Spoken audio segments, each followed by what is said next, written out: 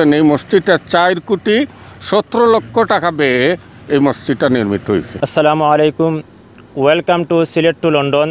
সম্মানিত ভিউয়ার্স, আমি এই মুহূর্তে আপনারা লগে আছি শাহরিয়া নাদিম ফেন্সুগঞ্জর ঐতিহ্যবাহী সার কারখানা তাকিয়া।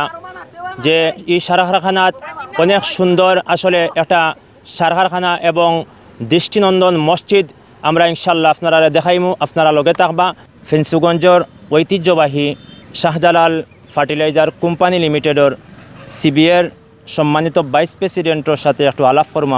আমরা জানতাম চাইমু একটাও যে এই যে শাহজালাল ফার্টিলাইজার কোম্পানি লিমিটেড হয়েছে, এটা আমরা যতটুকু জানি যে পদ্মা সেতুর পরে দ্বিতীয় বাজেট আমরা ফেন্সুগঞ্জ আইছে। মাননীয় প্রধানমন্ত্রী থাকাকালীন বা আমরা মরহুম আলহাজ মাহমুদুজ্জামান চৌধুরী এমপি মহোদয় থাকাকালীন সময় শাহজালাল ফার্টিলাইজার ফ্যাক্টরি হয়েছে। তো আসলে আপনি কইতে পারবেন কত কোটি টাকার বাজেট আসলো? টোটাল খরচ হয়েছিল এখানে প্রায় 5,500 কোটি টাকা। সেই হিসাবে দৃষ্টিনন্দন এবং টোটাল এশিয়া মহাদেশের মধ্যে একটা লেটেস্ট প্রযুক্তির একটা কারখানা। এখানে শ্রমিক এবং কর্মকর্তা মিলিয়ে আছে প্রায় 865 জনের মতো। এছাড়া এই অঞ্চলের প্রতিদিন দৈনিক ভিত্তির কাজের লোক আছে প্রায় 5 শতাধিক। সেই হিসাবে আমি মনে করি এই অত্র অঞ্চলের সার শিল্পের প্রতিকৃত এই কারখানা, যেটা এনজিএফএফের পরিবর্তে একই জায়গায় সেখানে হয়েছে। অতএব এই প্রতিষ্ঠানের মাধ্যমে, এই কারখানার মাধ্যমে অত্র অঞ্চলের আপাময় কয়েক লক্ষাধিক মানুষের আয়ের উৎস কিন্তু হয়েছে এই শাহজালাল ফার্টিলাইজার ফ্যাক্টরি। মহিউদ্দিন বাদল ভাই, আপনারে সিলেট টু লন্ডন চ্যানেলের পক্ষ থেকে স্বাগতম জানাইলাম। Thank you. অত্যন্ত জনপ্রিয় চ্যানেল সিলেট টু লন্ডন, সমগ্র ওয়ার্ল্ডব্যাপী সিলেটর ভাষা সংস্কৃতির তুলিয়া ধরা লাগে আমি ধন্যবাদ জানাই সিলেট টু লন্ডন চ্যানেলরে। আমরা জানতাম চাইম আপনার কাছে একটাও যে কত কোটি টাকার ঈদে মসজিদ নির্মাণ করছেন, কত কোটি টাকা ব্যয় হয়েছে, একটা আনুমানিক আপনি কইতে পারবেন? সিবিআর জয়েন্ট সেক্রেটারি আব্দুল মতিনের মাধ্যমে জানতে পারলাম যে পিডির সাথে আলাপ করছেন এই মসজিদটা 4,17,00,000 টাকা ব্যয়ে এই মসজিদটা নির্মিত হয়েছে।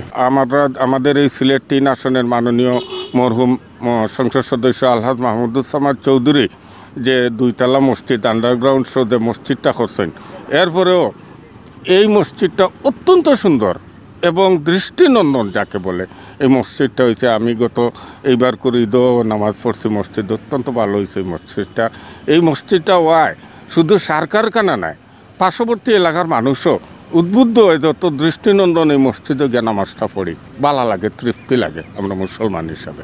তো ভাই, আমি একটা জিনিস জানতাম চাইমু যে আসলে এটা তো মসজিদ হইলেছি আল্লাহর ঘর, তো আল্লাহর ঘর গিয়া আমরা এখন দেখি আইলাম যে এত সুন্দর একটা আসলে মানে এত ভালো লাগে, মন প্রাণ জুড়াই যায়। আর বিশেষ করিয়া এগো সিলেট তথা ফেন্সুগঞ্জ কিতা সিলেট তথা হয়তো ইলে একটা মসজিদ নাই। তো আমরা সবে দোয়া করি যে মাননীয় সংসদ সদস্য আলহাজ মাহমুদুজ্জামান চৌধুরীর মহান রাব্বে কারিম জান্নাতের উচ্চ মাকাম দান করতা। তো এই মসজিদের খাম কিতা এমপি সাহেব উদ্বোধন করছিলেন না? উদ্বোধন করার আগেও তাই মারা গেছেন। উদ্বোধন করার কথা আছিল 2জন মন্ত্রী, শিল্পমন্ত্রী, এরা 12 তারিখ আইতা এবং এই স্কুল আর এই মসজিদ একই দিনে উদ্বোধন হওয়ার কথা আছিল।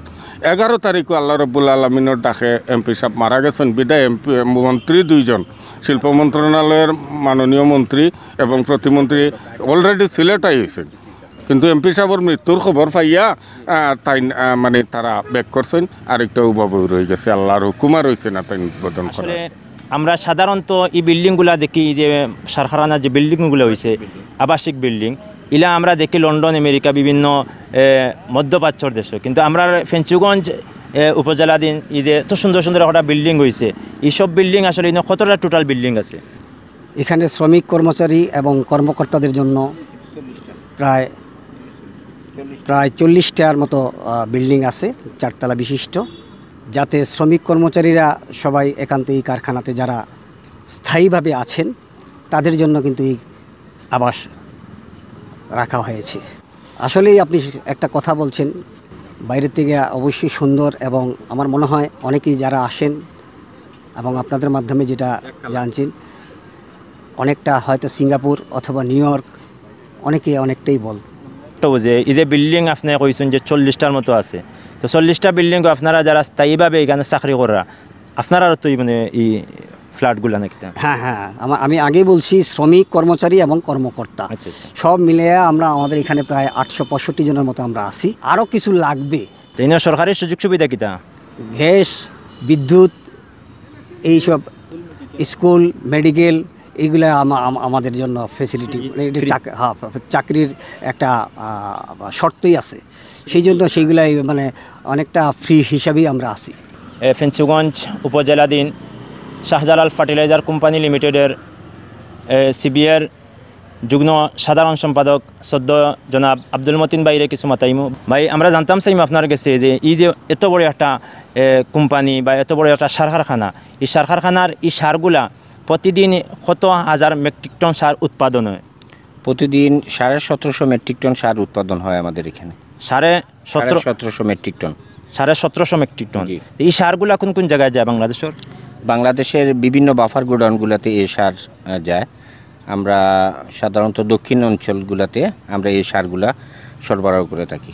এই সার কারখানা আল্লাহর রহমতে তৈরি করার জন্য আমাদের প্রয়াত মাহমুদুজ্জামান চৌধুরী সাহেব অক্লান্ত পরিশ্রম ছিলেন। পদ্মা সেতুর পরেই আমাদের এই সার কারখানা, আমাদের প্রয়াত মাহমুদুজ্জামান চৌধুরী সাহেব ওনার অক্লান্ত পরিশ্রমে এই কারখানাটুকু এখানে তৈরি হয়েছে। এখানে লক্ষ লক্ষ মানুষের কর্মসংস্থান এখানে হয়েছে। আল্লাহ ওনাকে ব্যস্ত নসিব করুক। ভিউয়ার্স, আমরা এখন আছি সুলাইটিলাত। তো এই জায়গাতনে সম্পূর্ণ আপনারা দেখতে পাররা যে সম্পূর্ণ সার কারখানা দেখা যায়। ফেঞ্চুগঞ্জের যে সার কারখানা এই জায়গাতনে, তো অনেক পর্যটক আইসন আমার পিছনে দেখতে পাররা।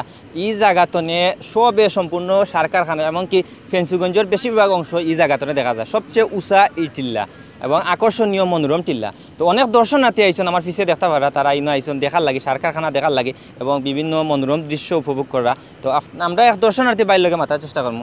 আমার নাম মোহাম্মদ হুসাইন ফরহাদ, আমি অত্র এলাকার।